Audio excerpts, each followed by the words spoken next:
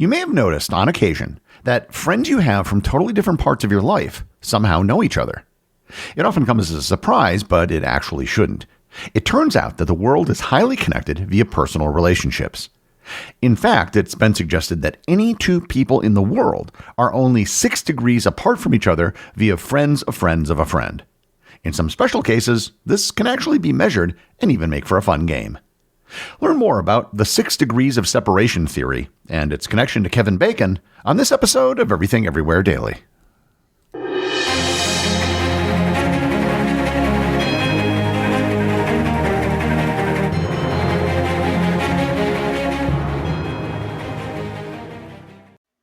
This episode is sponsored by Jerry. Car insurance is something that most people have to do, not something they want to do. As such, they usually put as little thought as possible into buying car insurance and end up paying a price for it. Well, there's a way to avoid wasting a lot of time shopping and still save a lot of money. Jerry. Jerry isn't just another comparison site. It's the only car insurance app that takes care of everything for you from start to finish. And they'll even cancel your old policy for you, making the switch simple. Stop needlessly overpaying for car insurance. Drivers who save with Jerry save over $1,300 a year on average. So before you renew your policy, do yourself a favor, download the Jerry app or head to jerry.ai/daily.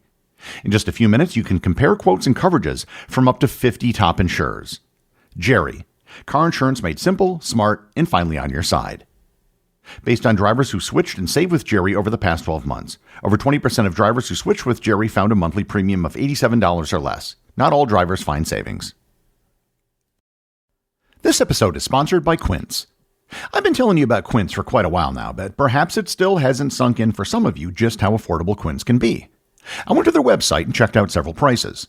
A woman's Mongolian cashmere tee, which costs up to $175 from other retailers, is available for just $44.90 on Quince. A men's comfort stretch trench coat that goes as high as $498 on other sites costs only $99.90 on Quince. A European linen chambray fitted sheet set that will run you $270 at competitors can be purchased for only $85.90 on Quince.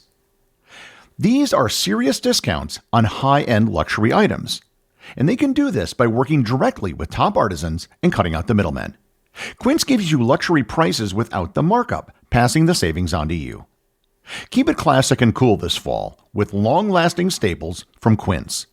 Go to quince.com/daily for free shipping on your order and 365-day returns.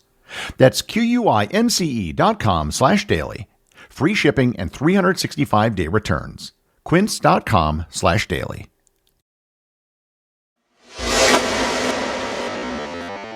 Most of you might be familiar with the 6 degrees of Kevin Bacon game, also just known as the Kevin Bacon game. The game is pretty simple. You need to find the shortest path between an actor and Kevin Bacon based on the movies they both appeared in.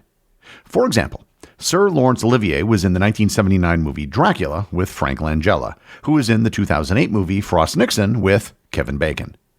Shirley Temple was in the 1942 movie Miss Annie Rooney with June Lockhart, who was in the 1989 film The Big Picture with Kevin Bacon. I'll be coming back to the Kevin Bacon game in a bit, but this is just a well-known version of a similar theory that was developed in the 20th century, the 6 degrees of separation theory. The 6 degrees of separation theory is the idea that any two people on Earth are connected by at most 6 social connections. Or to put it another way, you could reach anyone in the world through a chain of no more than 6 acquaintances, where each link is a friend of a friend. The concept can be traced back to early 20th century thinking about networks and human connections. The Hungarian author Frigyes Karinthy first popularized it in a 1929 short story collection called Everything is Different. In his story titled Chains, he speculated that advances in communication and travel had shrunk the world such that everyone was linked through only a handful of connections. It was one of the few predictions from this period that was remarkably prescient. The theory gained academic attention in the 1960s with the small world experiment conducted by social psychologist Stanley Milgram. You might remember Stanley Milgram from a previous episode on the Milgram experiment. The Milgram experiment, you might remember, was a test to see how far people would go when they thought they were shocking other people to follow instructions. The question that Milgram was trying to answer was, if you pick 2 random people in the United States, how many intermediate acquaintances would it take to connect them? Milgram carried out the experiment in 1967. He recruited about 300 participants from Nebraska and Kansas and asked them to help forward a folder to a designated target person, a Boston stockbroker named Howard Milgram, who was no relation to Stanley. The rules were: 1. Participants could not mail the folder directly to the target. 2. They had to send it only to someone they personally knew on a first-name basis. And 3. Each recipient in turn would follow the same rule, forwarding it closer to the target. Each folder contained instructions, a roster sheet to track its path, and a postcard for recipients to return to Milgram so he could track progress even if the chain broke. The results were striking, although messy. Out of the roughly 300 starting chains, only about 64 successfully reached their target. For those who did arrive, the average length of the chain was about 5 to 6 intermediaries. This is where the phrase 6 degrees of separation originates, although Milgram himself never used that wording. He instead concluded that people live in a small world, meaning that social networks are much more tightly interconnected than intuition would suggest. The experiment, while groundbreaking, has been criticized. The study had a high attrition rate. Most chains never reached the target, raising questions about the robustness of the results. It also had a strong sample bias. Participants were mainly middle-class Americans from limited geographic areas, which might not generalize to broader or more diverse populations. On the flip side, people may not have been strongly motivated to keep forwarding the letters, and thus the experiment may have underestimated social connectivity.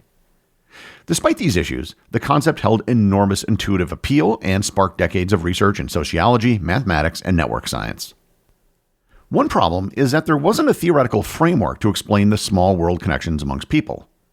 The work by Australian researcher Duncan Watts and American Stephen Stogratz in the late 90s transformed Milgram's intuitive small world finding into a precise mathematical framework, opening up an entirely new field in network science. Their 1998 paper, Collective Dynamics of Small World Networks, published in Nature, is one of the most influential studies in modern complexity science. Watts and Strogatz proposed a simple and elegant model. Start with a regular lattice which each node connected to its immediate neighbor. And 2, randomly rewire a small fraction of the edges, creating shortcuts across the network. The result was a small world network with 2 key properties: high clustering, just like a regular lattice, and short average path length, similar to a random graph. This meant that you could preserve the local cliquishness of real social groups while still allowing long-distance lengths that dramatically shorten the distance between any 2 nodes. One of the things that radically transformed this field of research was social media. Social media sites such as Facebook, Twitter, and LinkedIn made it possible to measure the distances between people without having to resort to experiments.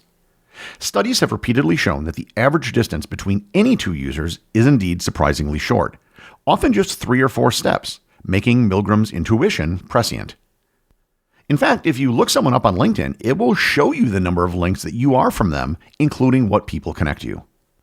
While this had been a field of academic study, what brought this into the popular consciousness was the 6 degrees of Kevin Bacon game.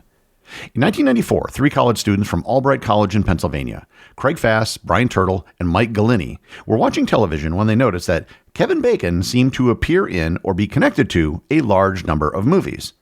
They joked that Kevin Bacon is the center of the universe, and began challenging each other to link any actor to Kevin Bacon through co-stars. They formalized it into a parlor game where participants tried to connect an actor to Kevin Bacon in 6 steps or fewer, each step being a film in which 2 actors appear together. The game was mentioned on The Jon Stewart Show in 1994, and it rapidly spread as a pop culture phenomenon. And this was his short-lived late-night show on MTV, not his Comedy Central show. Kevin Bacon himself initially didn't like it, but eventually embraced the idea, even collaborating with the creators on a book and appearing on shows where the game was played. In later years, he founded the charitable website 6degrees.org, which uses the concept of interconnectedness to promote social good. The Kevin Bacon game is a direct parody and application of the 6 degrees of separation theory. Just as Milgram's social experiment demonstrated that people are surprisingly close in a social network, the Bacon game shows that actors in Hollywood form a tight-knit network where, at most, only are a few degrees apart from each other. Because Kevin Bacon had a prolific and diverse career working across genres with many co-stars, he became an ideal hub for the experiment. In the Kevin Bacon game, everyone who can be linked to him is given a Bacon number. Kevin Bacon himself has the Bacon number of 0, as he is the font through which all connections flow. If you appear in a movie with Kevin Bacon, then you have a Bacon number of 1. For example, in the recent remake of The Toxic Avenger, Kevin Bacon is the villain and the Toxic Avenger is played by Peter Dinklage, giving Peter Dinklage a Bacon number of 1. If you didn't star in a film with Kevin Bacon, but you starred in a film with one of his co-stars, then you have a Bacon number of 2, and so on. It's surprisingly difficult to find a regular working actor with a Bacon number greater than 3. Now, you might be wondering, who has the highest Bacon number? This was actually difficult to research, but the best I could find was that it was General William Rufus Schaffner, an American general during the Spanish-American War and recipient of the Medal of Honor. He has a Bacon number of 10. William Rufus Schaffner appeared in The Surrender of General Toral in 1898 with Confederate General Joseph Wheeler. Joseph Wheeler appeared in General Wheeler and Secretary of War Alger at Camp Witkoff in 1898 with Union Army General Russell Alexander Alger. Russell Alexander Alger appeared in President McKinley's inspection of Camp Witkoff in 1898 with President William McKinley. William McKinley was in President McKinley and Escort Going to the Capitol in 1901 with Nelson Miles, who was also a Union general. Nelson Miles was in the Indian Wars in 1914 with Buffalo Bill Cody. Buffalo Bill Cody was in Buffalo Bill's Wild West and Pawnee Bill's Far East in 1910 with showman Major Gordon W. Pawnee Bill Lilly. Pawnee Bill Lilly was in The Days of the Thundering Herd in 1914 with actor Wheeler Oetken. Wheeler Oetken appeared in Flash Gordon's Trip to Mars in 1938 with Jerry Gardner. Jerry Gardner was in Natural Born Killers in 1994 with Pruitt Taylor Vince, and Pruitt Taylor Vince appeared in 24 Hours in 2002 with Kevin Bacon. Now, many of those early films weren't films as we would consider them today, but they were shot on film and they were released to the public. And this got me wondering if I had a Kevin Bacon number. And it turns out that I do. I have a Kevin Bacon number of 5. In 2007, I appeared in a documentary as myself with my friend Haley Chamberlain. The documentary was titled 50 States in 50 Days. In 2015, Haley was in a small film called The Telephone Game with Jesse Lavercombe. Jesse Lavercombe was in a 2019 film titled Chubby with Mark Ingram, who was in Sesame Street, Sing Yourself Silly with John Candy, who was in She's Having a Baby with Kevin Bacon. Once the Internet Movie Database was created, researchers wanted to know if, in fact, Kevin Bacon was the center of the acting universe. They plowed through all the data to check every relationship with everyone to see who had the lowest average score. When they first checked, the center of the universe was not Kevin Bacon. It was actor Rod Steiger. The reason he had such a high score is that he appeared in a wide variety of movies, a lot of movies, and had a long career. However, this has changed over time as more movies have been released. The Oracle of Bacon website calculates this periodically, and the new center of the acting universe as of January 2025 is Eric Roberts. He is followed by Michael Madsen, Willem Dafoe, Samuel L. Jackson, Harvey Keitel, and Danny Trejo. The Kevin Bacon game isn't the only such linking game in town. The Erdős number was created as a way to measure a mathematician's collaborative distance from the prolific Hungarian mathematician Paul Erdős, who authored or co-authored more than 1,500 academic papers. The rules are the same as the Kevin Bacon game, but instead of appearing in a film, the links are made via co-authoring academic papers. From mathematics, you can then link to any number of fields, including physics, biology, and economics.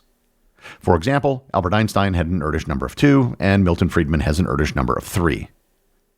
Of course, someone has then taken this to the next step and developed the Bacon-Erdős number, which is the sum of your Bacon and Erdős numbers. Very few people have them because not many academics are in movies and vice versa. The person with the lowest Bacon-Erdős number is mathematician Daniel Kleitman, who has a Bacon-Erdős number of 3, as he co-authored a paper with Erdős himself and briefly appeared in Good Will Hunting with Minnie Driver, who is in Sleepers with Kevin Bacon. Other people with a Bacon-Erdős number include Danica McKellar, Natalie Portman, Colin Firth, Christian Stewart, and of course, Carl Sagan. There's one other number I'll mention, which is a bit different than the others, the Morphy number. Paul Morphy was arguably the greatest chess player of the 19th century. Your Morphy number is based on the distance that you are from Morphy based on who you've played a game of chess with.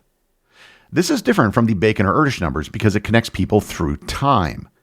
Every generation gets a higher number as time goes on. For example, Garry Kasparov has a 4 and Magnus Carlsen has a 5. And oddly enough, this is how early Christian communities in the 1st and 2nd century established authority, based on their connection to Jesus. In this system, the apostles would have a score of 1, and the people whom the apostles trained and made bishops would have a score of 2, etc.